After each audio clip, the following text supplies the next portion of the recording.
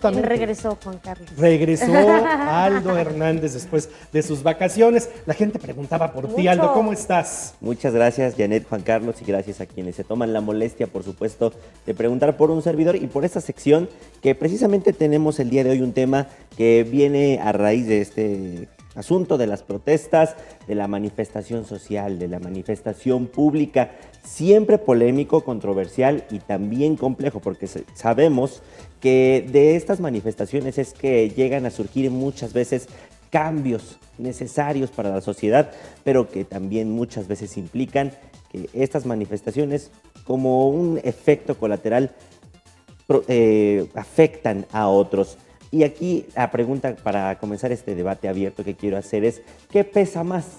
¿El derecho de quienes tienen a manifestarse o de quienes están siendo afectados por este tipo de protestas? Abrimos este debate.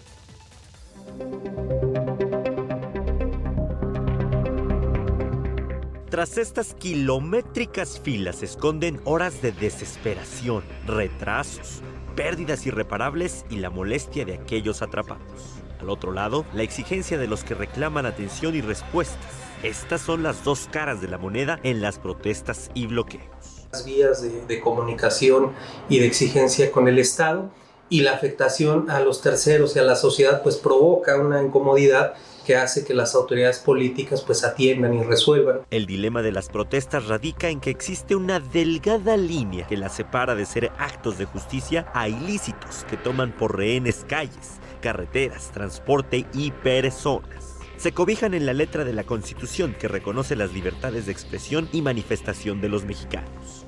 ¿A qué nos enfrentamos? A la criminalización, a la revictimización. No es fácil tener que levantarte y dejar la casa, la escuela, los hijos, otras responsabilidades para salir a marchar. Una lucha genuina. Es por la necesidad de hacer visible que no ha habido respuestas por parte de las autoridades. Nosotros creíamos que nuestras condiciones de trabajo, nuestra estabilidad laboral estaban en juego. Se requiere ese valor y ese valor surge cuando no queda otro medio que el defender la supervivencia. Uri fue uno de los miles de trabajadores del Poder Judicial que tomaron las calles en los 32 estados contra la reforma. Su simpatía no la libró de ser desquiciante casi tanto como las protestas que frecuentemente convierten las autopistas y carreteras en un infierno. Y de esas, en Puebla hay a tiro por viaje.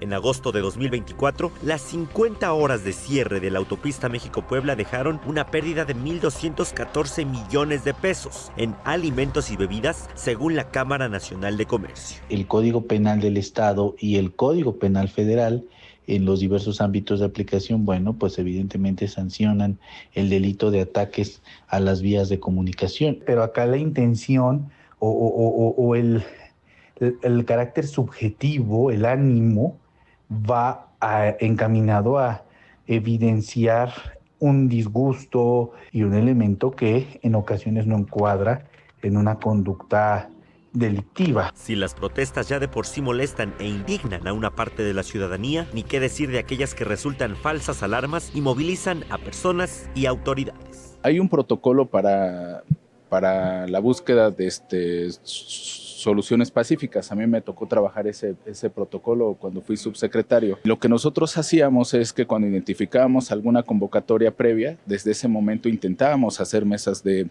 diálogo, están en un libre derecho, pero lo más importante es que sean escuchados. Yo entiendo que las personas pues no tendrían por qué saber de la desaparición de personas. Nosotros como familiares tampoco tendríamos que saberlo, tampoco tendríamos que haber conocido e iniciar esta lucha. En los casos de verdadera exigencia se refleja la cruda realidad de nuestra época. A favor o en contra del reclamo social, el debate queda abierto sobre si las libertades de unos condicionan las de otros. Aldo Hernández, Imagen Noticias Puebla.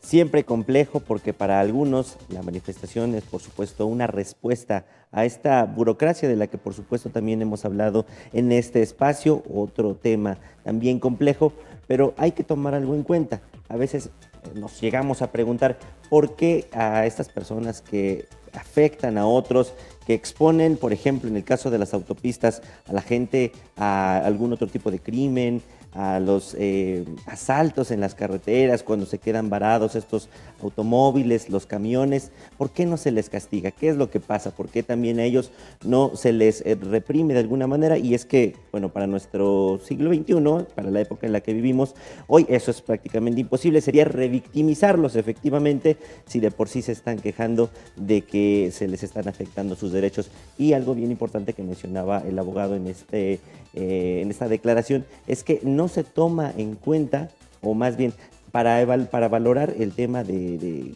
lo que están haciendo, no se valora el hecho simplemente de que estén cerrando una vialidad, sino que se valora que están denunciando o visibilizando algo por lo que están atravesando estos diferentes grupos. Hijo, pues es muy complejo, Aldo, porque, a ver, si tú de repente te remites a esa historia del cierre de la autopista a lo largo de 50 horas y mides todas las afectaciones, no nada más las económicas, sino la propia salud, la propia vida, la integridad propia de las familia, personas. la situación emocional de las personas detenidas ahí por tanto tiempo. Entonces, que ellos no tienen derechos. O sea, ese es el gran tema de este asunto, ¿no? Pero escuchas, por ejemplo, a María Luisa Núñez, que le mandamos un saludo, que es la presidenta de la Fundación Voz de los Desaparecidos, que ha llevado la bandera de los desaparecidos en este país desde hace muchos años.